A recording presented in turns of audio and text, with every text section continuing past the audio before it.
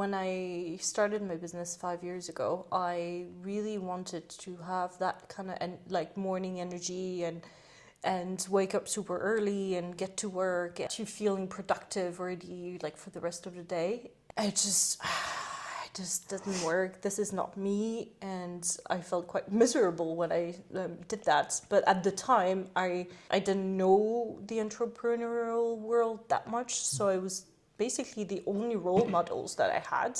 I had a conversation with like another entrepreneur. That person literally told me, like, you don't have to set up an alarm to wake up in the morning. Like, you can literally choose. It is an option. Have you realized that we're always starting the same way? You're doing something stupid and it's making me laugh. Yeah, that's how we start every day. Okay. Hello, everyone. Welcome to our Out of Office podcast. Again from friends. Yeah. Again, the two of us. Today's topic is gonna be about, we talk about, how we structure our days or weeks. Yeah, good. To be most productive and like kind of not to work against your body, follow your flow. Bless you. Yeah, that's what we're going to talk about, and I think it's going to be very interesting because spoiler alert, we have very different rhythms every day, pretty much. Because when I think that's also why we wanted to make it an episode, because when I first started my business, I thought there was just one way of building your business, and it was basically locking yourself in a room and grinding 24/7. Yeah. This is like the episode is not starting well. No. Just lost the magnet of my microphone. I'm sorry, everyone. Voila. So, yeah. And also, like, probably you have read, like, I mean, there were ads out there, it's probably a while back, but yeah, if you want to get successful, you need to get up at 5 a.m., like Jeff Bezos is doing it. Doing a cold lunch. Lunch.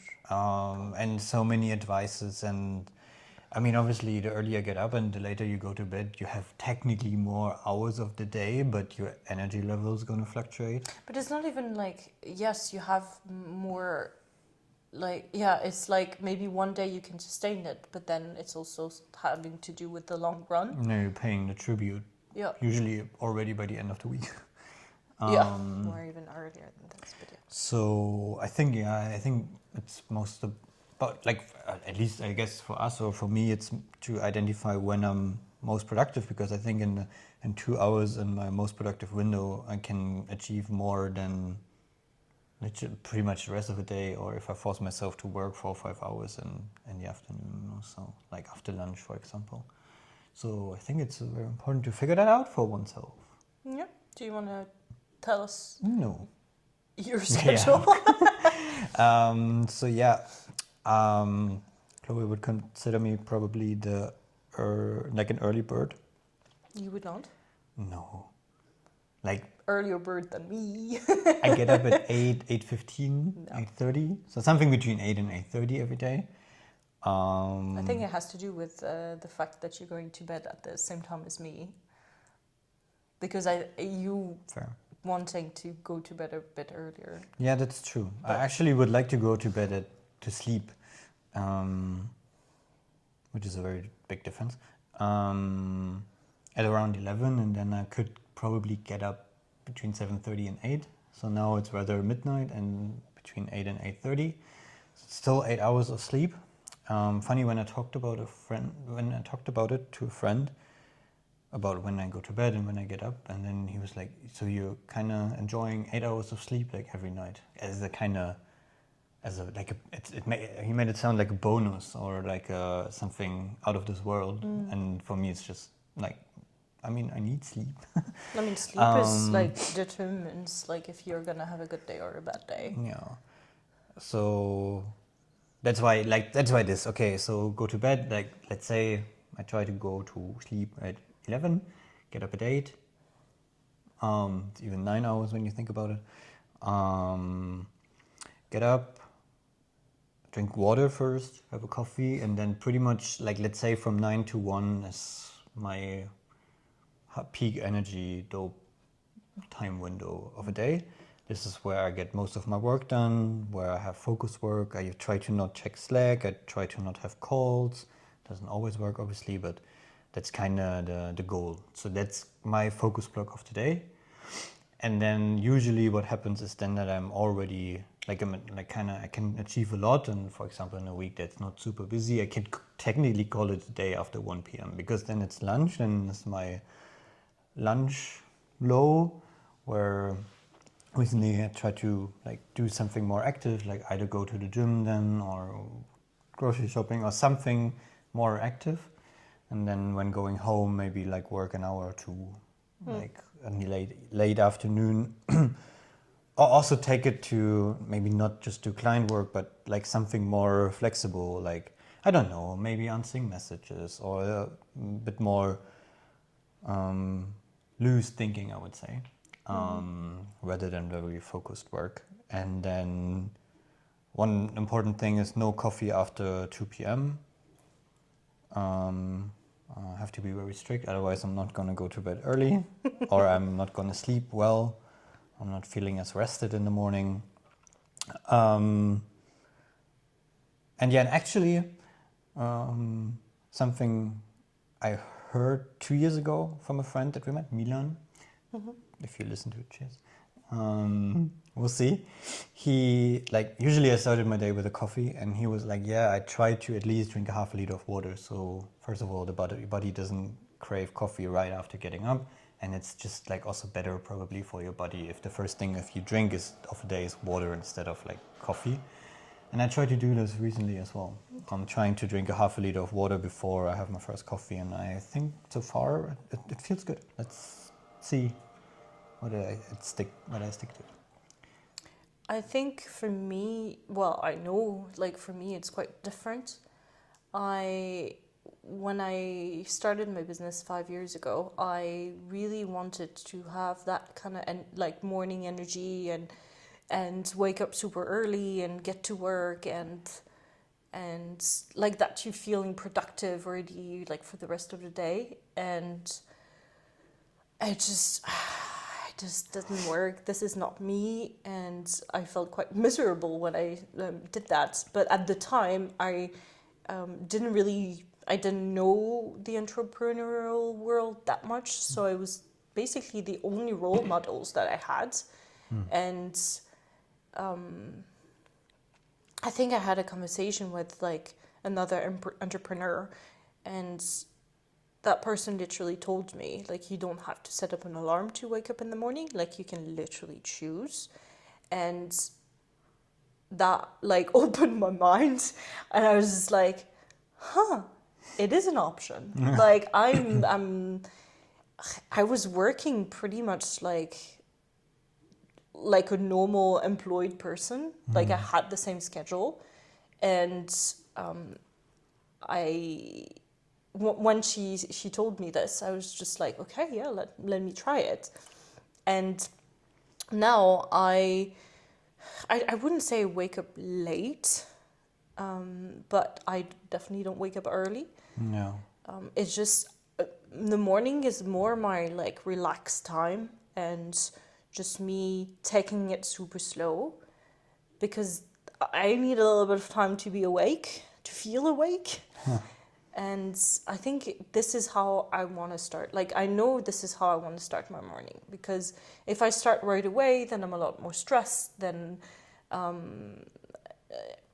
it's just I have experimented many different types of time to work and time to relax, and I have found that it's the most effective for me, where I take my time and then I start working in the afternoon, and I tend to also work in the evening, because this is also when I'm more productive, and then I tend to go to bed a little bit late. And fall asleep maybe around midnight, 1 a.m. And it's, I think it's like when my business, not so much anymore, but maybe the first 2-3 years of my business, when I had like little income dips of like, oh, I lost a client, or I'm not making as much money as I used to. I always had this thoughts of being like, oh, this is because you're working this way. You're just too chill and you need to grind super hard. And I think this is also part of the reason why I really wanted to make this episode, is because we have different ways of working and it works for us, but I would be miserable if I like had your like schedule, routine, yeah, and then probably the other way around. Yeah, like when I see you working in the evening, I'm like, where do you get, like, my brain is like dead. This is my favorite time. Nah. It's like my brain is a little dead, I'm not gonna lie, but then it unlocks something. I don't know. Okay. And I think I kind of, this is, it didn't come from like what I experimented, and I think you did as well, to figure out the right time to work and the wrong time to work. And I think it's like also you don't have to behave like an employee. Yeah. You can choose. You can choose not to have your alarm in the morning. No. It was funny because when I was employed, I had like a nickname for like not too long, but for a couple of months, like the 3 p.m. call it a day Falco, because as I just like said, like pretty much like my energy is super low. Like I really had to force myself to work, like let's say between 2 and 4. This probably evening is even better than this period of the time. And also no matter what I eat, obviously if I just have a salad for lunch, then it's a bit easier than if I have like big fat pasta also. But still, like, and then I usually went home, and the good thing is we always actually had a remote work policy, so it was also easy to work from home, but it was nicer to go in the office to see you, like your colleagues, yala yala. But then I usually went home between 2 and 3 because I knew that's not gonna work. And then I had this kind of nickname because I didn't stay as long as you're supposed to stay in a startup. Like, even though obviously I worked then in the evening, but now since I have this freedom now, and now I listen to my body, and it's like now I can explain my past self why I had those dips, because it's probably just my natural dip, and now I'm not forcing it anymore. Yeah. And then maybe also which obviously also leaves space then, because if we have super asynchronous days, like, or daytimes, like a daily schedule, when do we make time for each other?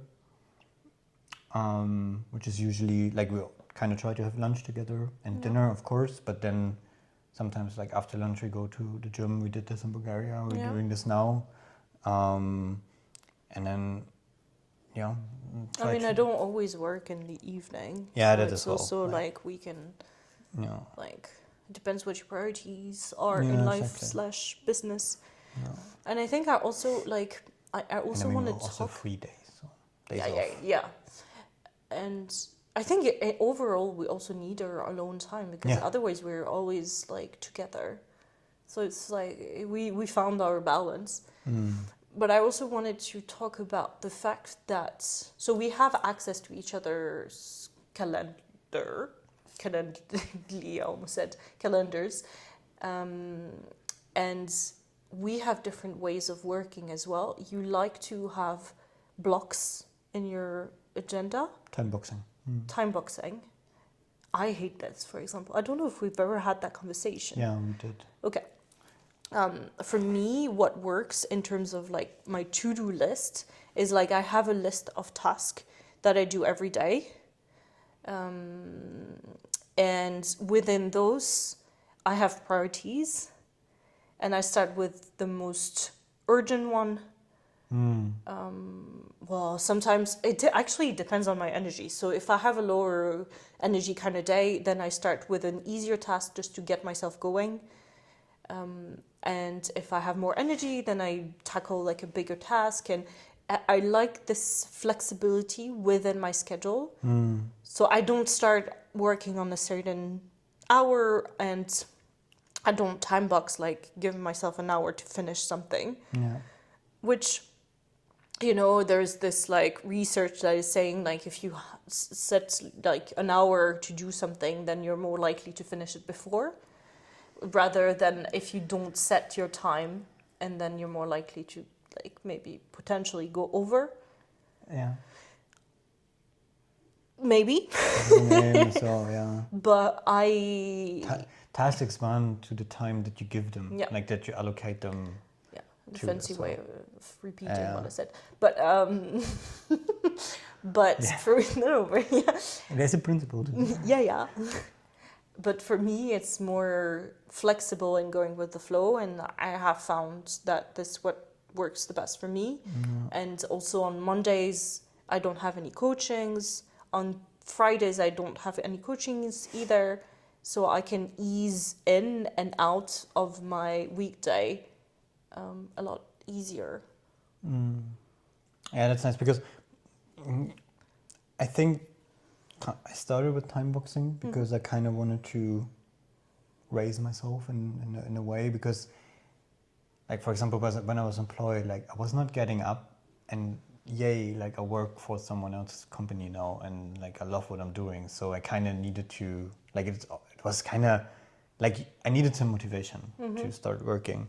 And I know that if I just like had a big task to do, for example, and the day before I said, yeah, I'll do it tomorrow, then it's like the motivation was not just there. So, but with the time boxing, what happens is like I allocate the time to it. That helped me in two ways. First of all, I kind of slice it down as well, so it's way easier to get started, because I know this is step one, and then the next step will just follow. But I get going already. And also second, because sometimes I can, it's very easy to lose myself in stuff and everything. Get distracted. Yeah. So if I allocate like an hour for a task, and then it also kind of forces me to stop then. And if it's not done, and if it's not like super urgent, like I do the same hour block the next day. But then I kind of have also time to work on something else. Like it's literally how I work currently, because I have different tasks, and this way I can touch, like, maybe it's also not the most productive, but it works for me. But I can touch multiple tasks, but not literally at the same time, but one after the other. Because in real life, every task comes with problems. So you kind of work, then there's a problem. Okay, it's okay, because my hour that I wanted to work on it, that I wanted to spend on it, is over anyway. So I can, I don't know, message the support to fix the problem. So, and during this time, I can work on something, on the next thing. I mean, currently... I don't really have that as a coach. I know. As a freelancer, I relate to this, but... I mean, since I work with mobile apps, I have this a lot, because I use like... You have a lot of problems. 1,000 tools, and like there's a bug in every day, like in one of the tools, and then you need to message the support, and then you just work on the next task, and you don't have to start from scratch, because you can tackle them all like more or less in the same day. Like saying this, like also maximum 2 to 3, I would say, like 2 actually, in best case, like 2 of those major tasks. But yeah, and this way time boxing also helps me just to put an end to it. Otherwise, I would probably also to forget to eat lunch, for example. Yeah. And then if I have this time box that ends at 1, then I finish at 1 and then take care of lunch. So Yeah. and then there's time, then you're just like done with working anyway, then you can also go to the gym or do something else, because now like after lunch my dip is there anyway. So it kind of it works for me. It helps me to get started with working, but also to put an end to it. For me, it's the good thing. Because it just makes it easier. I don't need to think to what to get started and when to end and how long and so on. So I mean, me neither in some ways, because all I do is I start my day by asking myself, how am I doing? And how much energy I have during the day. And yeah, but you're more a freestyle person in every way. Yeah. Like, if I could, I would map out every conversation I have with a stranger or with someone that is not maybe my friend beforehand, where you do free flow. You don't like boundaries so much. Like that's not no, don't make me sound like so structure like yeah, when it's too rigid, this is the right I word, lose the fun in something, and I I had a lot of in my group call yesterday, a lot of my coaches were sick, and so I had planned something, a lesson that I wanted everyone to be there for. And obviously, because people were sick, I kind of last minute had to change my mind or change the. Because it was a little bit messy, but overall, I actually really enjoyed that. Yeah, I can see that. I would hate it. But Yeah, for me, it's I have to think really fast of how I can fix this. So I think it also shows in the way I organize my days. yeah, but it also like to kind of, I don't know. I don't want to maybe it's a conclusion, but like no matter what you're as a listener or watcher heard about is right or not. I mean, we're two people who are in a relationship and we have completely different ways to approach a business day, also a free day, approach traveling as well, where I would like to map out everything, which is probably very helpful to a certain extent. But then when there's something where you need to freestyle, I'm kind of blocked, and then it's your strength. So I think it works very well. It works very well for us, and there is no right or wrong. I think this is the main message. Yeah. You can make it work either way, as long as you listen to, I mean, I think that for me, it also came with the exercise to kind of listen to my body and to track in a way when I'm most productive and when I'm not, and then I just try to build my calendar around it, or my daily schedule. Yeah, and it's just also what is right for me right now might not be right in a month or 2 months. So it's something that also keeps evolving and keeps changing. So if you fall behind on the routine that you have set, 99% of the time is just because you have outgrown it and that you need to find a better system. And more often than not, it also means you need to simplify something. Yeah. 100%. It's when it gets too complicated with too many steps that you're not gaining time and you're just actually losing it. So that's when it's time to what do I still need? what do I remove? And when you remove, then what do I replace it with? Yeah. And be also, the system that works for me now took many months, maybe even years to build. I started very simple. And then overall it got a little bit more complicated. And it's just, I think overall it's also working in general. Yeah. The amount of work you can handle is, don't try to go all in and burn yourself out and then give up midway. Just try to add things slowly, check with yourself if it works, and then you can always change your mind. Yeah, 100%.